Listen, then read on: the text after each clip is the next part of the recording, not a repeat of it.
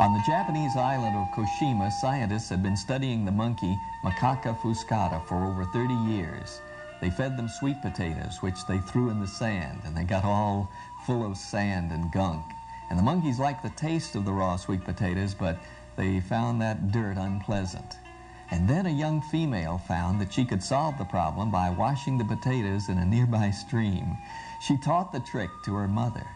Her playmates also learned this new way, and they taught their mothers too.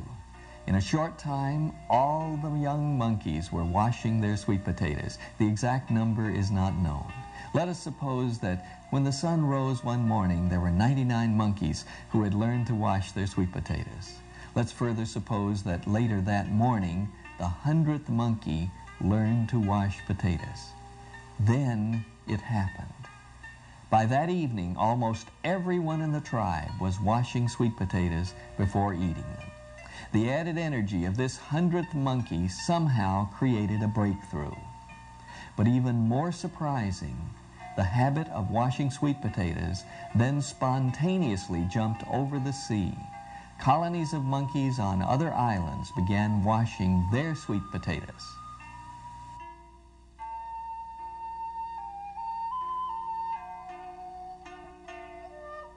You may ask what monkeys have to do with the present crisis.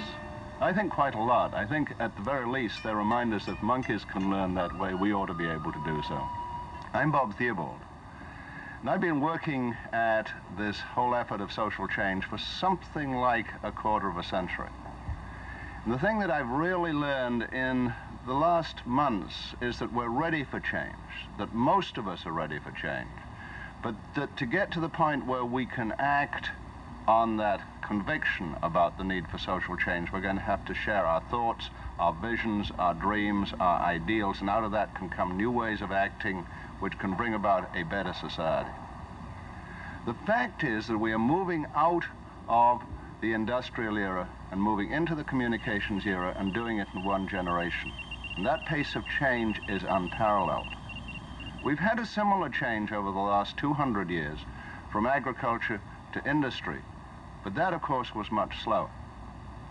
Now, one of the enormous, exciting pieces that makes this less than impossible is the telecommunications revolution. The fact that we can mesh ideas, that as ideas come out, they can be moved rapidly, that they can be put together.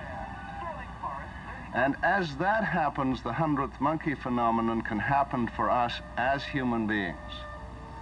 But if it's to happen, it still requires our will, our leadership, our drive.